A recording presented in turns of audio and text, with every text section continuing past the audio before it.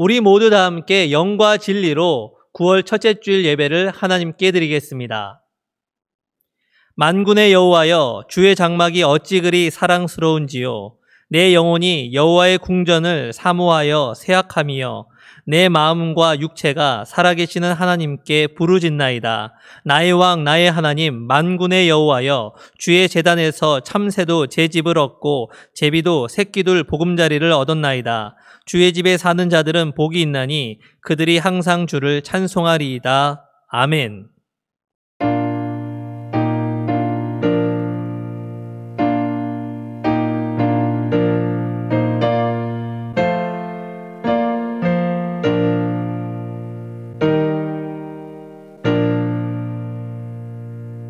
전능하신 하나님, 독생자 예수님을 이 땅에 보내셔서 십자가 보혈로 구원을 받게 하시고 저희들을 주님의 제자로 삼아 의로운 길을 걸어가게 하시니 감사합니다.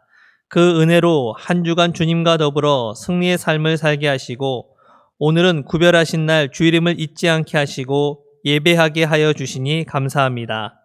허물을 자복할 때 용서해 주시고 간절한 소원을 아뢰올 때에 귀를 기울여 응답해 주시고 마음을 다해 찬송할 때 기쁘게 받아 주옵소서. 우리가 드리는 모든 찬송과 기도와 예물이 주님 앞에 향례가 되게 하여 주옵소서. 영광을 성삼위 하나님께 올려드리오며 예수님의 이름으로 기원하옵나이다. 아멘.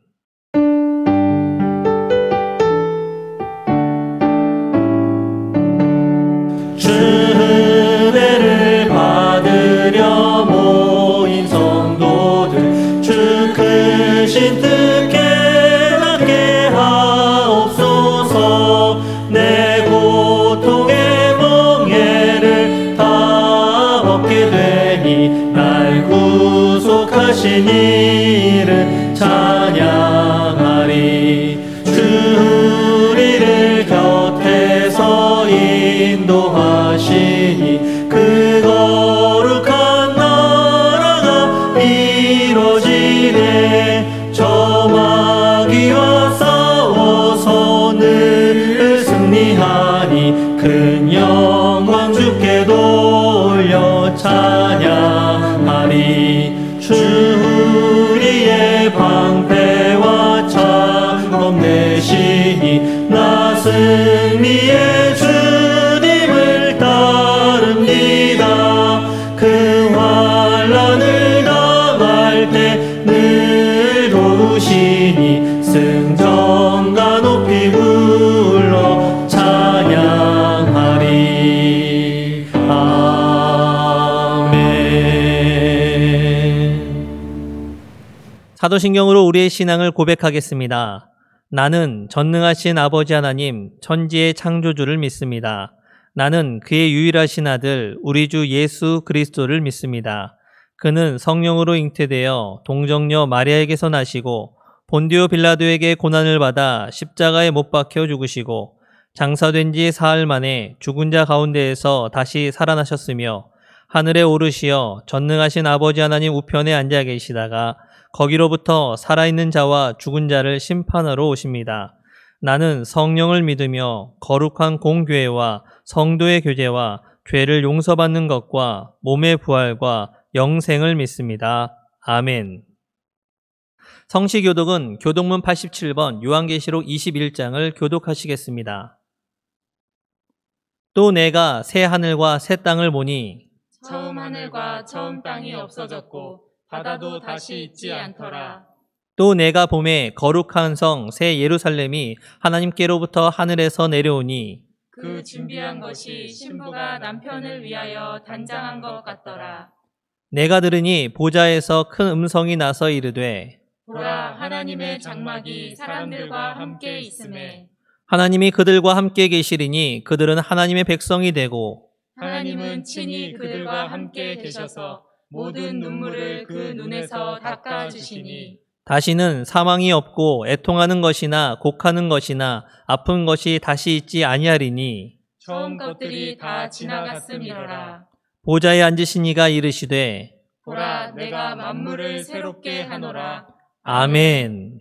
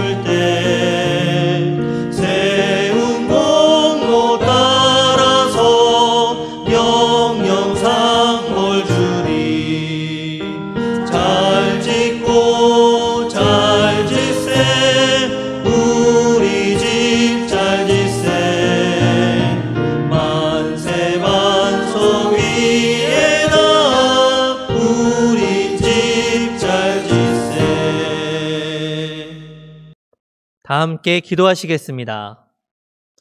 우리의 찬송과 영광 받으시기에 합당하신 주님, 지난 한 주간도 우리를 보호하여 주시고 성령 안에서 인도하여 주심을 감사드립니다.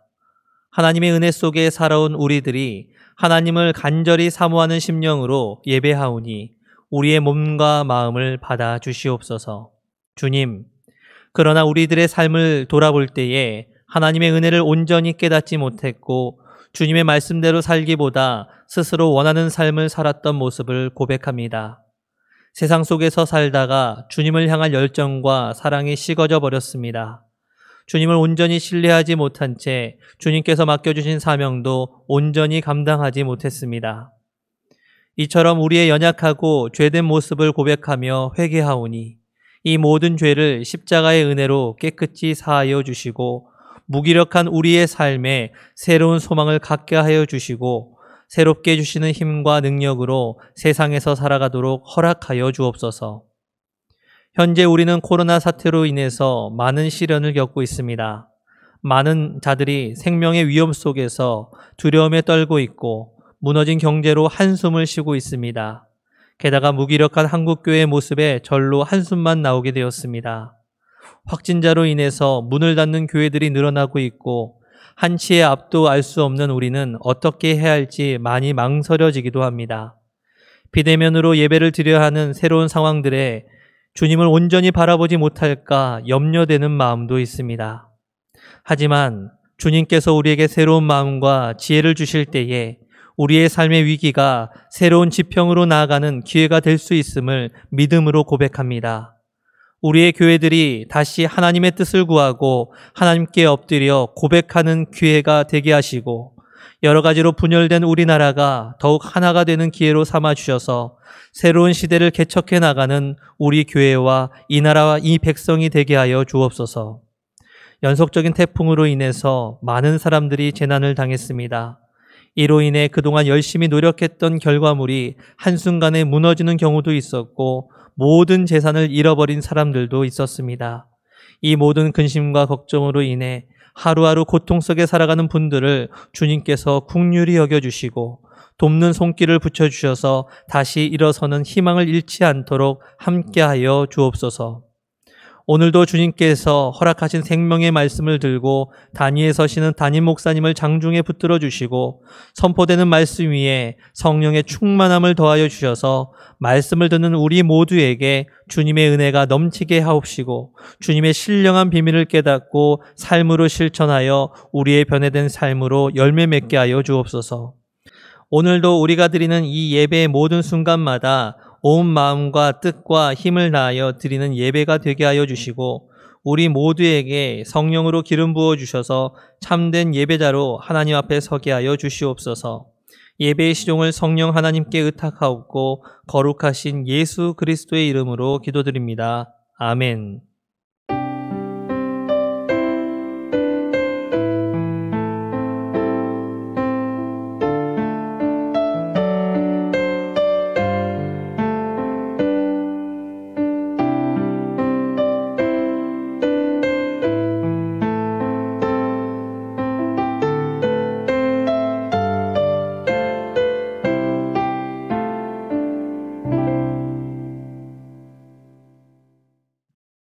오늘 이 시간 우리에게 주시는 하나님의 말씀은 신명기 17장 16절에서 17절의 말씀입니다.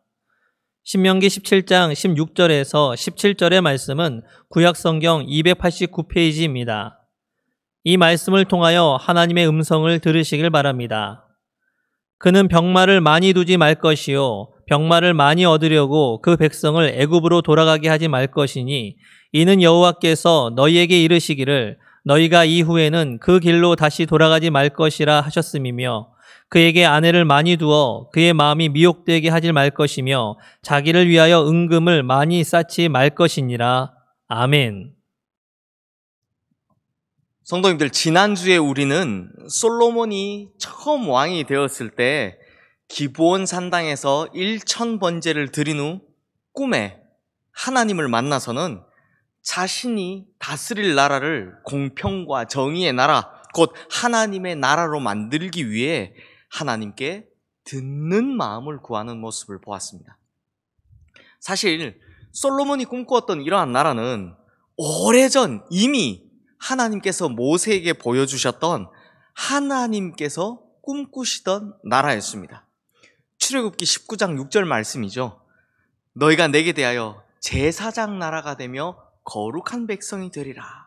즉 하나님께서는 이스라엘이라는 이 한 나라를 하나님의 나라답게 바르게 세움으로 주변 모든 나라들에게 선한 영향력을 미치게 하고 또 모든 나라들이 이 모습을 따라오게 하려고 하셨던 것이죠. 그래서 이렇게 하나님의 꿈을 이룰 수 있는 나라를 세우겠다라는 이 솔로몬의 마음이 하나님의 마음에 쏙 들었다라고 합니다. 그러니까 솔로몬은 자신이 훌륭하고 위대한 왕이 되기보다는 먼저 하나님이 꿈꾸신 나라, 또한 백성들, 모든 백성들에게 공평과 정의가 이루어진 나라를 만들고 싶었던 것이죠. 그런데 성도님들, 바로 이렇게 하나님의 비전을 앞세우는 것이, 이것이 바로 먼저 그의 나라와 그의 의를 구하는 것입니다. 그 유명한 마태복음 6장 33절 말씀에 보면 그런즉 너희는 먼저 그의 나라와 그의 의를 구하라. 그리하면 이 모든 것을 너희에게 더하시리라 라고 말씀하지 않습니까? 먼저 주님의 나라와 주님의 의를 구하라 라고 말씀하십니다. 이것은 바로 하나님의 마음과 같은 마음을 가지고 하나님의 꿈을 함께 꾸라는 것이죠. 바로 하나님의 비전을 가지라, 이런 말입니다. 그리하면 우리에게 무엇을 주신다고 약속하고 계십니까? 이 모든 것을 주신다라고 약속하고 계십니다. 여기서 이 모든 것이란 먹는 것, 마실 것, 입는 것 등등 우리가 살아가는 데 필요한 모든 것들을 말하는 것입니다. 즉 너희가 먼저 하나님의 나라와 하나님의 의를 구하면 살아가는 데 필요한 나머지 모든 것들은 내가 다 채워주겠다라고 하시는 이 주님의 약속인 것입니다. 이 말씀 그대로 하나님께서는 하나님의 마음에 쏙 드는 것을 먼저 구한 솔로몬에게 나머지 모든 것들을 보너스로 다 채워주시는 모습을 볼 수 있습니다. 지난주 본문이었던 열왕기상 3장 12절에서 14절까지의 말씀 우리 함께 보겠습니다. 내가 내 말대로 하여 내게 지혜롭고 총명한 마음을 주노니 내 앞에도 너와 같은 자가 없었거니와 내 뒤에도 너와 같은 자가 일어남이 없으리라. 내가 또 내가 구하지 아니한 부귀와 영화도 내게 주노니 내 평생의 왕들 중에 너와 같은 자가 없을 것이라. 내가 만일 내 아버지 다윗이 행함같이 내 길로 행하며 내 법도와 명령을 지키면 내가 또 내 날을 길게 하리라. 그러므로 하나님께서는 1차적으로 솔로몬이 하나님 마음에 쏙 들게 구했던 재판을 잘할 수 있게 하는 듣는 마음, 이런 지혜롭고 총명한 마음을 먼저 주셨습니다. 그뿐만 아니라 솔로몬이 구하지 않았던 부귀와 영광과 장수 등 이 모든 축복을 하나님께서는 보너스로 다 채워주신 것입니다. 그러니까 우리가 지금까지 솔로몬 하면 떠올렸던 그 엄청난 부귀 영화, 이것들은 다 사실 하나님께서 주신 보너스였다라는 것입니다.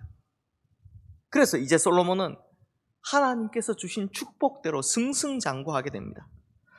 솔로몬같이 뛰어난 왕이 없을 것이다 라는 이 축복대로 그대로 다 이루어집니다.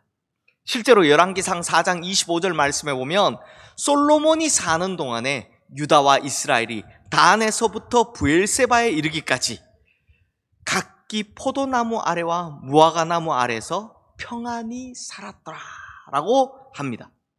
이 말씀은 솔로몬의 시대에 모든 백성들이 자신의 땅에서 평안히 농사 짓고 살았다라는 말입니다. 그러니까 막 경제가 흔들려서 많은 사람들이 자신의 땅을 어쩔 수 없이 팔고서는 소작농이나 노예나 혹은 도적으로 전락하는 것이 아니라 또 사회가 불안해서 가난한 이들이 돈 있는 사람들에게 불법적으로 자신의 땅을 빼앗기는 것이 아니라 거의 완벽할 정도로 모든 백성들이 자기의 것을 마음껏 누리는, 그것도 평안히 누리는 그런 공평과 정의의 나라가 이루어졌다라는 말입니다. 실제로 성경에 당시 솔로몬의 치세가 어느 정도였다라고 기록하고 있는지 우리 한번 살펴보도록 하겠습니다. 먼저 열왕기상 4장 26절 말씀에 의하면 솔로몬은 병거에 사용되는 말을 기르는 외양간만 4만 개가 있었고요. 또 그 병거를 타는 마병이 1만 2천 명이나 되었다라고 합니다. 이만큼 어마어마한 군사력을 가지고 있었다라는 것이죠. 또 열왕기상 11장 3절 말씀을 보면 솔로몬은 후궁이 700명, 첩이 300명, 합이 1000명의 부인을 두고 살았다라고 합니다. 만약 부인이 1000명이면 저 요즘 자꾸 이게 성경 자꾸 까먹어서 문제인데요. 저라면 1000명 이름 다 못 외울 것 같습니다. 부인마다 명찰 달고 다녀야 됐겠죠. 어떻게 이렇게 부인이 1000명이 되는가 하면 이 모든 결혼들이 다 정략 결혼으로 맺어진 것이기 때문입니다. 사실 솔로몬이 왕이 되고 나서 처음 한 것이 무엇이었냐? 바로 이집트 왕의 사위가 되는 것이었습니다. 그런데 처음 시작은 이집트 왕의 부마였을지라도 나중에 1000명이나 정략 결혼을 했다는 것을 보면 이후에는요, 주변 나라들에까지 영향을 미칠 정도로 솔로몬의 치세가 정말 대단했다라는 것을 알 수 있는 것입니다. 그래서 이 정략 결혼으로 말미암아 솔로몬 시대에는 이 주변 나라들, 다른 민족들과 단 한 번의 전쟁 없이 모든 나라들을 통치하고 있는 것을 볼 수 있습니다.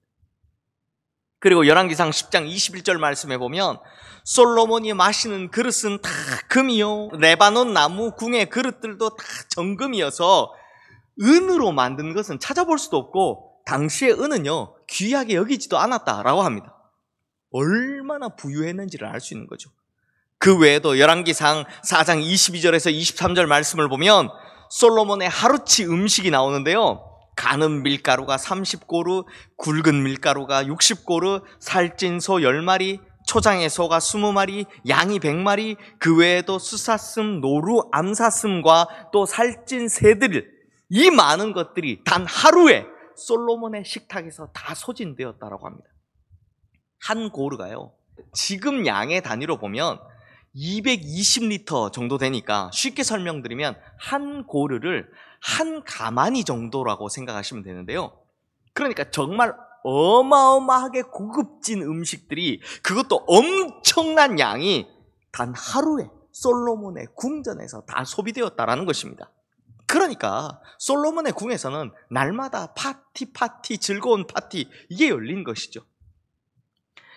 이런 기록들을 보면 솔로몬은 역사상 유래를 찾아보기 힘들 정도로 엄청난 부귀영화를 누린 왕이었고 대단한 치세를 떨친 정말 대단한 왕이었다는 것을 알 수 있습니다. 그런데 성도님들, 솔로몬이 이처럼 뛰어난 업적을 가진 왕이었음에도 불구하고 참 신기하게도 성경에서 이 솔로몬을 결코 훌륭한 왕이라고 이야기하지 않습니다. 단 한 번도 솔로몬을 훌륭한 왕 혹은 하나님께서 보시기에 선한 왕이라고 말씀하지 않습니다. 오히려 솔로몬을 두고 뭐라고 하느냐? 가증한 우상을 들여오는데 앞장선 왕, 또 빈부격차를 심화시켜서 백성들의 생활을 결국에는 가난하고 어렵게 만들어버린 왕, 그리고 자식 때 이르러서는 이스라엘의 최고의 비극이라고 할 수 있는 남왕국과 북왕국의 분열을 조장한 왕, 이렇게 설명하고 있습니다. 그렇다면 이렇게 엄청났던 솔로몬이 대체 성경에서는 왜 이런 평가를 받게 된 것일까요? 성도님들, 하나님께서는 솔로몬이 왕이 되기 대략 500년 전쯤 모세를 통해서 왕이 될 자를 위한 율법서를 확실하게 써두셨습니다. 그리고 이 율법서의 등사본, 복사본이죠. 이 복사본을 평생 왕 옆에 두고 평생토록 읽게 하라라고 말씀하셨습니다. 그 정도로 왕이 명심적으로 또 명심해야 할 만큼 중요한 내용이다라는 것입니다. 그 내용이 무엇이냐? 바로 오늘 본문인 신명기 17장 16절 17절 말씀입니다. 우리 함께 오늘 본문 말씀 읽겠습니다. 그는 병마를 많이 두지 말 것이요 병마를 많이 얻으려고 그 백성을 애굽으로 돌아가게 하지 말 것이니 이는 여호와께서 너희에게 이르시기를 너희가 이후에는 그 길로 다시 돌아가지 말 것이라 하셨음이며 그에게 아내를 많이 두어 그의 마음이 미혹되게 하지 말 것이며 자기를 위하여 은금을 많이 쌓지 말 것이니라. 이 말씀에 보면 하나님께서는 왕이 된 자에게 평생 무엇을 하지 말라라고 금하셨습니까? 세 가지인데요. 첫 번째는 병마를 많이 두지 마라. 그리고 두 번째는 아내를 많이 두지 마라. 마지막 세 번째는 자기를 위하여 은금을 많이 쌓아두지 마라. 이렇게 세 가지를 말씀하셨고 이것이 너무나도 중요하니까 왕의 평생에 그 옆에다 두고 읽고 또 읽고 명심하고 또 명심하라 라고 말씀하신 것입니다. 그런데 이 말씀과 비교하니 솔로몬이 어땠습니까? 분명히 병마를 많이 두지 말라라고 말씀하셨는데 자그마치 4만 개나 되는 외양간에서 병마를 길렀다라고 합니다. 나중에는요, 이 말들에게 매일 양식을 먹이느라 사람이 먹을 것도 없게 될 정도입니다. 그러니 그렇게 부유했던 나라가 점점 가난해질 수밖에 없는 것이죠. 또 아내를 많이 두지 말라라고 말씀하셨는데 정략 결혼으로 인해서요, 이방 출신 부인들이 1000명이나 되었습니다. 그러다 보니 우선은 이 이방 여인들로 인해서 수도 없이 많은 우상들이 이스라엘로 들어오게 됩니다. 그래서 결국에는 솔로몬의 마음도 하나님께로부터 돌아서 버리게 되었다라고 합니다.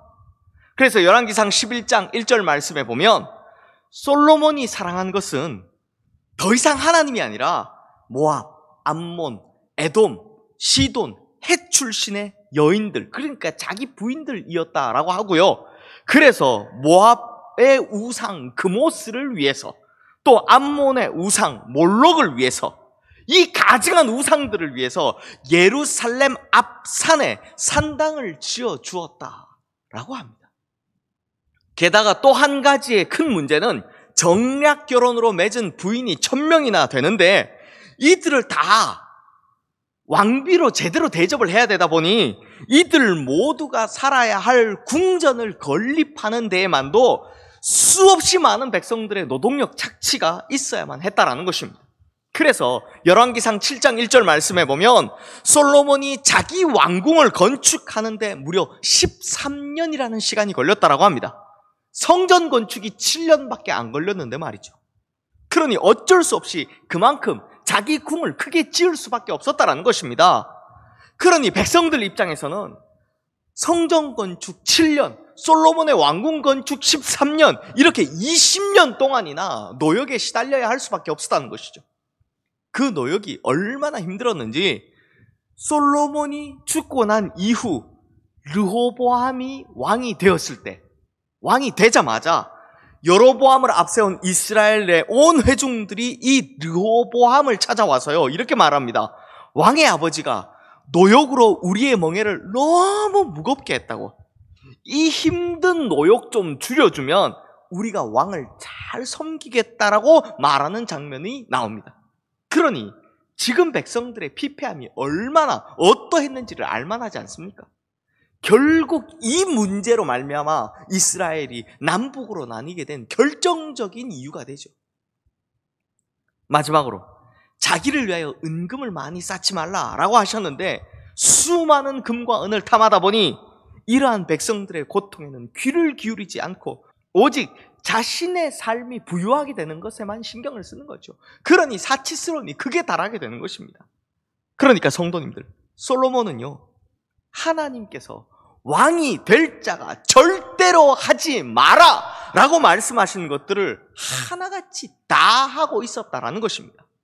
그러니 열왕기서의 저자가 앞서 우리가 본 것처럼 솔로몬의 치세에 대해서 언뜻 보면 굉장한 칭찬을 수도 없이 많이 나열하고 있는 것처럼 보이지만 사실 알고 보면 칭찬을 가장한 엄청난 비판, 요즘 젊은이들의 말로 하면 돌려까기를 하고 있는 것이었습니다.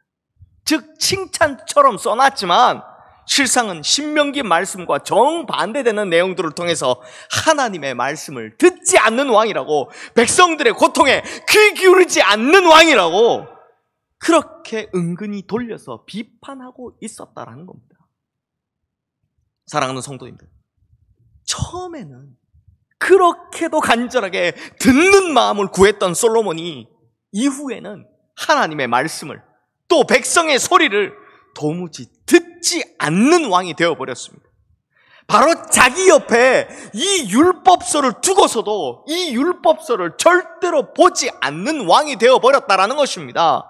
이렇게 듣는 마음을 잃어버리자 세상에서 가장 지혜로운 사람이라 불렸던 이 솔로몬이 세상에서 가장 어리석은 사람으로 전락하는 것을 볼 수 있는 것이죠. 그러니 성도님들, 왜 그렇게 많은 축복을 받았고 그렇게 많은 능력을 가졌던 이 솔로몬을 두고 성경은 왜 이렇게까지 그를 실패한 왕으로 낙인 찍고 있는 것일까요? 답은 간단합니다. 바로 듣지 않았기 때문입니다. 듣는 마음을 잃어버렸기 때문입니다. 그러다 보니 더 이상 하나님의 말씀에 귀 기울이지 않았고 백성들의 애달픈 소리에, 그 고통의 소리를 더 이상 듣지 않게 되었다는 것이죠.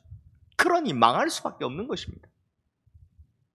그런데 이 듣는 마음이 사라지는 것, 이 듣는 마음이 사라지는 것이 요즘 시대도 똑같은 것 같습니다. 미국 댈러스에서 세미한 교회라는 교회를 개척하셔서 미주 남침례 교단에서 가장 빠르고 가장 건강하게 성장하는 교회를 만드셨다라고 인정을 받으시는 최병락 목사님이라는 분이 계십니다. 이분이 쓰신 책이 다시 일어남인데요. 이 책에 재미있는 에피소드가 하나 있더라고요. 요즘 젊은이들 카페에 가면 이제 커피만 마시고 이야기만 하는 것이 아니라 거기서 막 공부도 하고 또 노트북 펼쳐서 작업도 하고 또 책도 보고 그러지 않습니까? 이 목사님께서도 종종 카페에 가셔서 성경을 읽거나 설교 준비를 하시거나 하셨다라고 하는데요. 어느 날 그냥 평소에 하듯이 카페에 가서 성경을 읽고 있었다라고 합니다. 그런데 갑자기 나이가 지긋하신 백인 노신사 한 분이 다가오시더니 이렇게 물으시더랍니다. 지금 읽고 있는 것이 성경 맞습니까? 이 목사님이 맞다라고 대답하자 갑자기 그 노신사의 눈에 눈물이 그렁그렁 맺히더니 목사님 손을 꼭 잡으면서 고맙다고 이 고맙다는 인사를 연이어 계속 하시는 것 아니겠습니까? 그러면서 목사님 손에 무엇인가를 꼭 쥐어주는데 나중에 이걸 보니까 $100짜리 지폐더랍니다. 그러면서 목사님께서 그 책에서 하시는 말씀이 뭐냐? 대체 요즘 얼마나 성경 읽는 사람 보기가 어려웠으면 카페에서 성경을 읽고 있던 그 동양인 젊은 목사를 보고 가슴이 뜨거워져서 눈물을 그렁그렁 하면서 고맙다고 하는 인사와 함께 $100짜리 지폐도 쥐어주셨을까 하는 것입니다. 성도님들, 우리의 신앙이 침체일로를 걷고 있는 것, 우리의 기도가 응답되지 않는 것, 우리의 믿음이 상황에 따라 수시로 흔들리는 것, 그 원인이 어디에 있을까요? 더 나아가 교회가 세상에 천덕꾸러기 신세가 된 것, 교회가 이토록 무기력해진 것, 그 원인이 어디에 있을까요? 바로 듣지 않았기 때문입니다. 솔로몬의 평생에 율법서가 바로 자기 옆에 있었지만 안 보고 안 들은 것처럼 우리에게도 성경은 항상 가까이에 있고 스마트폰에는 성경 어플 하나쯤은 다 깔려 있고 정말 역사상 유례가 없을 정도로 수많은 성경 공부와 설교들이 쏟아지고 있는 이 시대인데 안 보고 안 들으니 대체 무슨 소용이 있겠습니까? 그때 바로 우리가 솔로몬이 되는 것입니다. 성도님들, 사실 저는 이것보다 더 걱정되는 부분이 있습니다. 기독교의 신앙이 왜 이리 우스운 것이 되었냐고요? 기독교의 믿음이 왜 이리 천덕꾸러기 취급을 받게 되었냐고요? 바로 변질 때문입니다. 왜곡 때문입니다. 성도님들, 유대인들이요, 나라가 망한 후에 바벨론의 포로로 끌려갔다가 나중에 예루살렘으로 귀환한 이후에 자신들이 대체 왜 망했을까? 우리나라가 대체 왜 망했을까? 이것에 대해서 심각하게 고민을 합니다. 그러다 그들이 고민 끝에 낸 답이 무엇이냐? 우리가 하나님의 말씀을 제대로 지키지 않아서였습니다. 정답이죠. 제대로 답을 찾았습니다. 그래서 이때부터 하나님 말씀을 잘 지켜보겠노라고 율법사도 생기고 바리새인들도 생기고 그랬던 것입니다. 그런데 하나님의 말씀을 잘 따르고 지키고자 했더니 문제가 생겼습니다. 이게 무슨 문제냐? 예를 들어 안식일을 거룩히 지키라라는 계명이 있다면 이 대체 어떻게 해야 안식일을 거룩히 지키는 것이지? 라는 이 구체적인 방안에 대한 고민이 생기기 시작한 것입니다. 그래서 이들이요, 성경을 토대로 연구를 하기 시작했습니다. 쉽게 말하면 이 율법을 구체적으로 분류하고 규례들을 만들어내기 시작한 겁니다. 그렇게 반드시 실천해야 할 조항 248개와 반대로 절대로 하지 말아야 할 조항 365개, 이렇게 총 613개의 조항을 만들었습니다. 그리고 그것을 정리한 책을 미시나라고 불렀습니다. 그래서 유대인들에게는요, 이 율법을 정리한 미시나, 그리고 구약 성경을 주석해 놓은 미드라시, 그리고 지혜의 글, 지혜의 책이라고 불리는 탈무드, 이게 그들의 읽어야 할 3대 필독서이죠. 여기까지는 좋았습니다. 그런데 문제는 성경 어디에도 없는 규율들을 만들어 놨더니 이게 너무 왜곡을 시켜놨더니 이 웃긴 일들이 벌어지기 시작하는 겁니다. 아까 예로 안식일을 들었으니까 이 안식일 조항을 보면 안식일을 거룩하게 지키려면 어떻게 해놨느냐? 절대로 노동을 하면 안 되는 것이라고 해놓았습니다.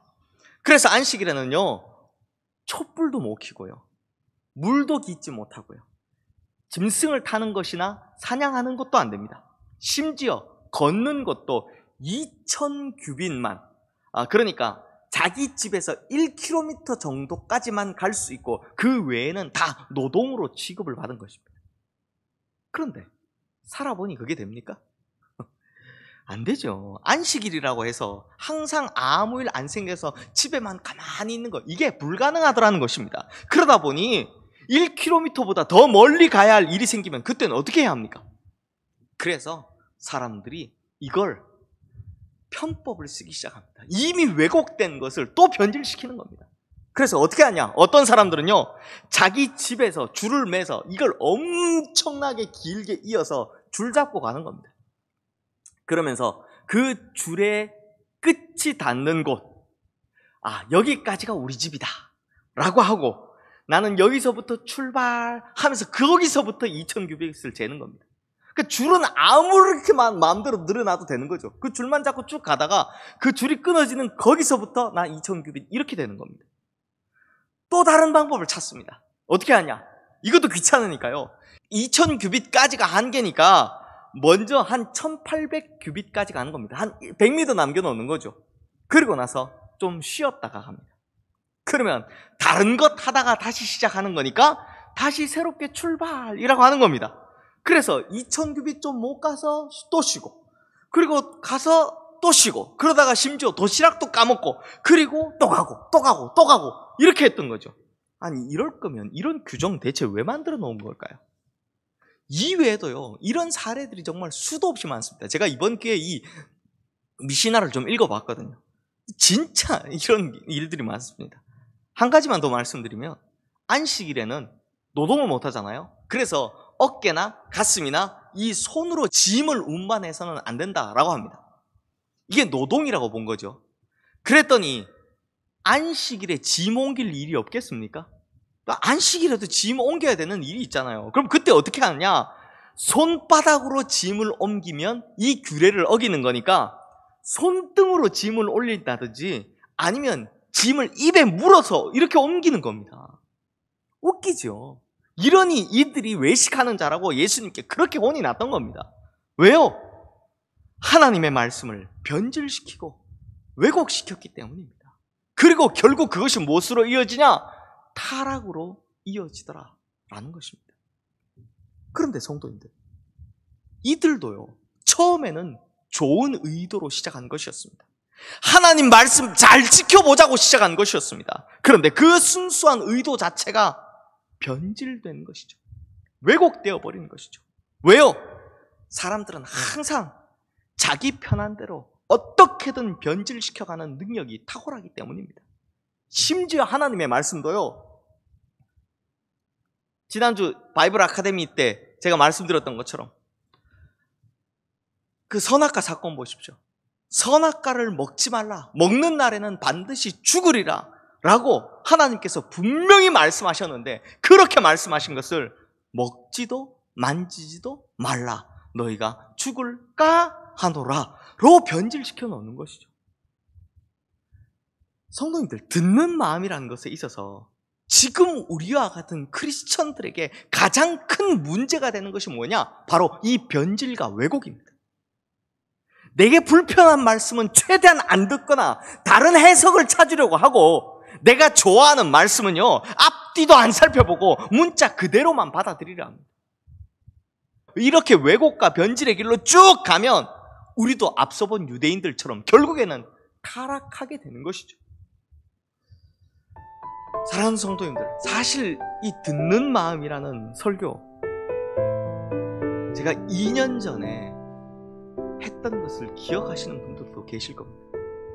그때 역시 솔로몬에 관한 이야기였지만, 그때의 내용은 축복만 좋아하고 그 축복만 누리며 살다가 결국 망하지 말고 축복을 주신 하나님을 기억하고 그분께 집중하라 라고 메시지를 전했는데요. 그런데 제가 이번에 그 설교를 다시 꺼내서 완전히 새롭게 수정해서 말씀드리는 이유가 있습니다. 그 이유가 무엇이냐? 지금처럼 교회가 이 사회에, 이 세상에서 우스운 꼴을 당하는 이유, 그 문제의 핵심이 바로 듣는 마음의 상실이라고 봤기 때문입니다. 제가 신대원 다닐 때, 그러니까 지금부터 대략 20여 년 전쯤에 이런 이야기를 했었습니다. 역사적으로 볼 때 교회가 스스로 자정작용을 하지 못하면 외부의 힘에 의해서 어쩔 수 없이 변하게 된다. 그러니 그때가 오기 전에 교회가 스스로 변하지 못하면 그때는 아마 무시무시한 고통이 뒤따르게 될 것이다. 그런데 그 말대로 지금 이루어지고 있습니다. 그래서 오히려 이 세상이 교회에게 교회는 이래야 한다고 오히려 우리를 가르치고 있습니다. 교회라면 이렇게 해야 되는 것 아니냐라고 혀를 끌끌 차며 한심한 듯 이야기하고 있습니다. 그런데 성도님, 그들이 하는 지적이, 그들이 하는 가르침이 별달리 새로운 것인 줄 아십니까? 아닙니다. 이미 다 성경에 써 있는 것입니다. 그런데 우리가 눈을 닫고 귀를 닫고 마음을 닫아 보지도 않았고 듣지도 않았던 것입니다. 그러니까 우리가 하도 안 들으니 이제 하나님께서 다른 방법을 쓰시는 것이죠. 게다가 성경 말씀을 우리 입맛에 맞게 이리 자르고 저렇게 바꾸고 마음대로 재단해버렸더니 결국 이 사태가 벌어진 거 아니겠습니까? 성경 말씀을 자기 생각과 자기 의견 짓지 않은 것에 쓰고 있으니 왜 이런 사태가 안 벌어집니까? 이렇게 왜곡과 변질의 길로 가니 그것을 넘어서 결국에는 타락의 길로 들어서게 되더라라는 것입니다. 우리 성도님들, 제가 이런 이야기 하니까 공감이 가십니까? 그래, 교회가 그래서는 안 되지 하십니까? 그런데 공감이 가는 바로 우리가, 바로 내가 그렇게 안 듣고 안 보았던 그 사람입니다. 그러므로 지금 우리가 회복해야 할 것, 즉 이 사태를 타개할 수 있는 방법, 그것은 바로 듣는 마음을 회복하는 것이다 라는 것을 꼭 명심하시길 바랍니다. 평생 내 옆에 있었던 하나님의 말씀을 보지도 듣지도 않았다, 혹은 내가 좋을 대로만 내 마음에 맞게 자르고 붙이고 했던, 이랬던 우리가 이전에 해왔던 이 잘못들을 다 끊어내고 진짜 하나님의 말씀을 제대로 듣고 하나님의 마음을 제대로 이해하는 우리가 될 때에 이 시대의 교회는 다시 새롭게 희망을 가지고 거듭나게 될 줄 믿습니다. 그때 교회는 진짜 빛과 소금이, 그때 교회는 진짜 이 세상의 빛과 소금이 될 줄로 믿습니다. 기도하겠습니다. 하나님 아버지, 이 시대가 교회를 향해 하는 말들을 보면 가슴이 너무 아픕니다. 이 세상이 교회를 향해 지적하고 비난하는 것을 보면 마음이 무너질 듯 아픕니다. 그런데 우리가 별달리 할 말이 없습니다. 왜? 이 모든 문제의 시작이 사실 우리에게 있었기 때문입니다. 한국교회가 하나님의 축복으로 인해 역사상 유례없는 부흥을 경험했지만 마치 솔로몬이 그 축복 다 까먹고 오히려 세상을 피폐하게 만든 것처럼 바로 우리의 교회가 솔로몬과 같았습니다. 그러므로 주님, 이제 우리가 듣는 마음을 회복하려 합니다. 평생 내 옆에 있었지만 한 번도 제대로 쳐다보지 않았던 그 하나님의 말씀, 혹은 하나님의 말씀을 들었지만 내가 좋을 대로 내 마음대로 재단해왔던 그 하나님의 말씀, 이제 이 모든 악습들을 버리고 완전히 새롭게 거듭나려 합니다. 주님, 비록 작은 우리의 변화이지만 이 변화로 말미암아 우리의 교회가 새롭게 되는, 우리의 세상이, 우리가 살아가는 세상이 새롭게 되는 역사가 일어나게 하여 주시옵소서. 우리의 마음이 주님 마음같이 되기를 누구보다 간절히 바라시는 우리 주 예수 그리스도의 이름으로 기도드리옵나이다. 아멘.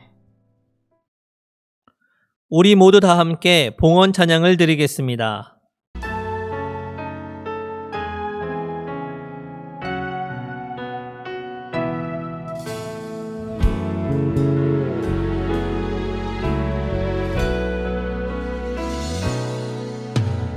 따스한 곁을 내어주신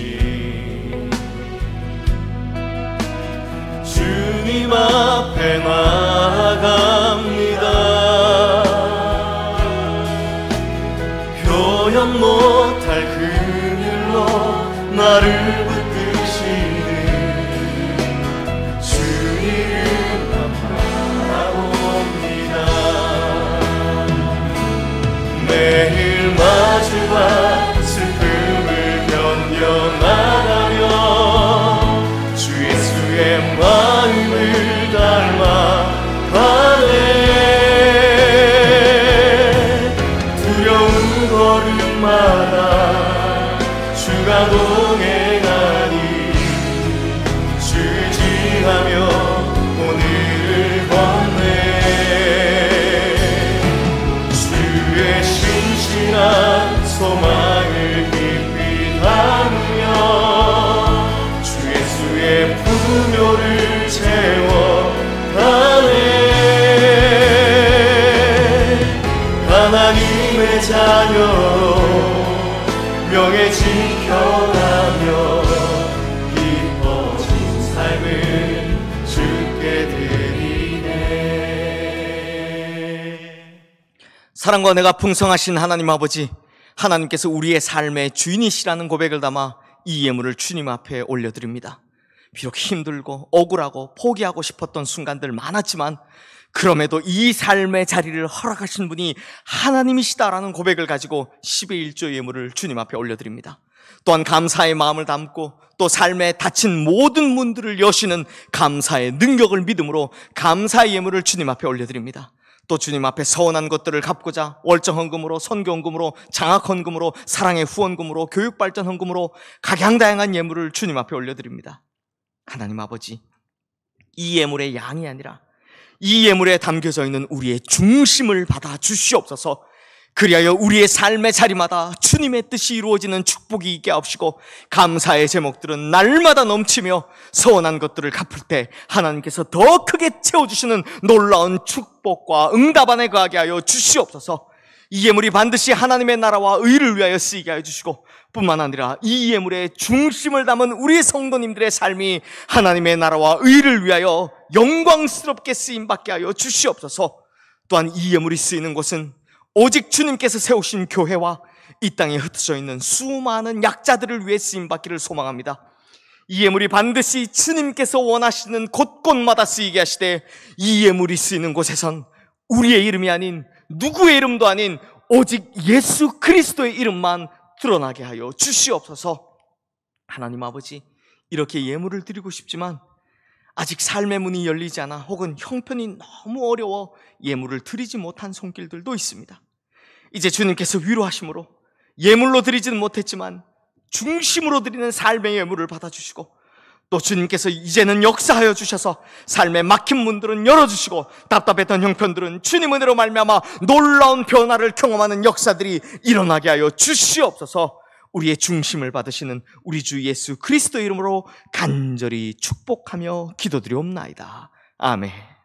교회 소식을 알려드리겠습니다. 예배 안내입니다. 오늘 주일 예배와 젊은이 예배는 오전 7시부터 온라인을 통해 참여하실 수 있습니다. 경배와 찬양으로 예배드리기 원하시는 분들은 젊은이 예배를 참여하시면 됩니다. 참여 방법은 유튜브에서 시흥교회를 검색하시거나 시흥교회 홈페이지를 통해 참여하실 수 있습니다. 매일 묵상은 매일 오전 5시 30분 유튜브와 홈페이지에서 시청하실 수 있습니다. 교회 학교와 새벽 기도회를 비롯한 교회 모든 모임과 소망의 나무 어린이 작은 도서관 운영 등은 추후 공지가 있을 때까지 당분간 중단합니다. 각 교육부서 예배는 소속된 학생과 어린이들에게 맞게 보내드리는 예배 활동 자료를 활용하여 가정에서 부모님과 자녀들이 함께 예배 드리시기 바랍니다. 시흥교회 코로나19 대응 지침 안내입니다. 교회 모든 시설물과 건물 출입을 전면적으로 제한합니다. 추후 중요한 공지사항 및 변동사항은 수시로 홈페이지와 단체 문자를 통해 공지해 드리겠습니다. 재정부 광고입니다. 온라인으로 헌금하시는 성도님들의 내역 확인을 위해 성함과 헌금명을 같이 기재해 주시기 바랍니다. 바이블 아카데미와 셀 리더 교육 안내입니다. 온라인 바이블 아카데미 셀 리더 교육이 인물별 성경 공부, 믿음의 영웅들이란 주제로 9월 2일부터 시작되어 매주 수요일 저녁 8시에 진행됩니다. 강사로는 김영일 담임 목사님께서 섬겨주십니다. 강의 자료는 매주 강의 이전에 교회 홈페이지 자료실에서 다운받으셔서 활용하시면 됩니다. 성도님들께서는 실시간 온라인으로 제한 없이 참여하실 수 있사오니 시간을 내어 참여하시고 주중에도 은혜의 삶을 이어가시기 바랍니다. 안내 문자를 매번 발송하기 어려운 관계로 시흥교회 유튜브의 구독과 알림을 설정해 주시길 바랍니다.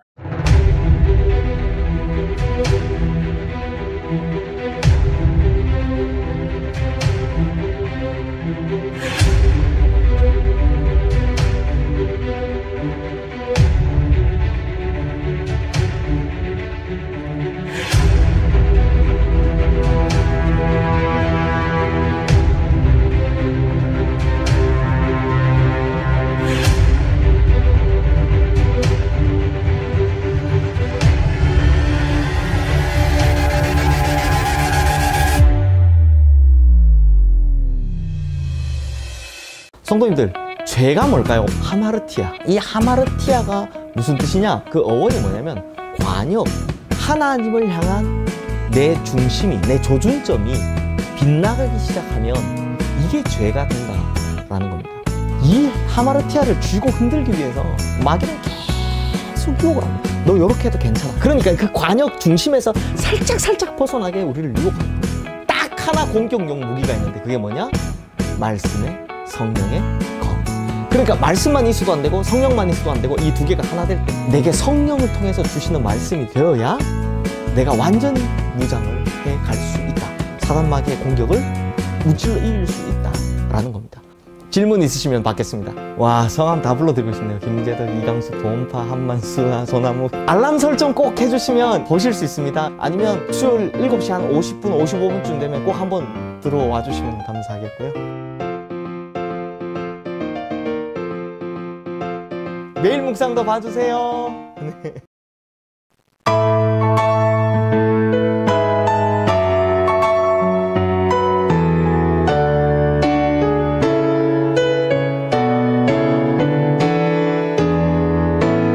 나의 기도하는 것보다 더욱 응답하실 하나님, 나의 생각하는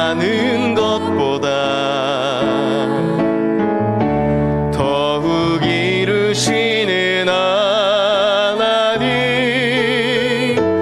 우리 가운데 역사하신 능력대로 우리들의 간구함을 넘치도록 능히 하실 주님께 모든 영광과 존귀 찬양과 경배를 돌릴지어다. 모든 영광과 존귀 찬양과 경배를 돌릴지어다.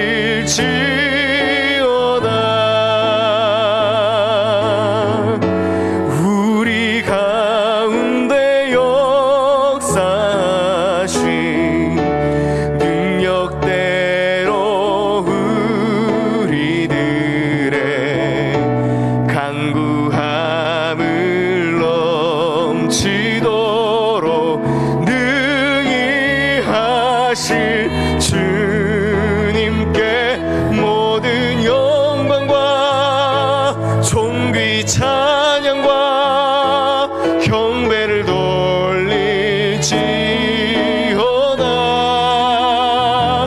모든 영광과 존귀 찬양과 경배를 돌릴지어다.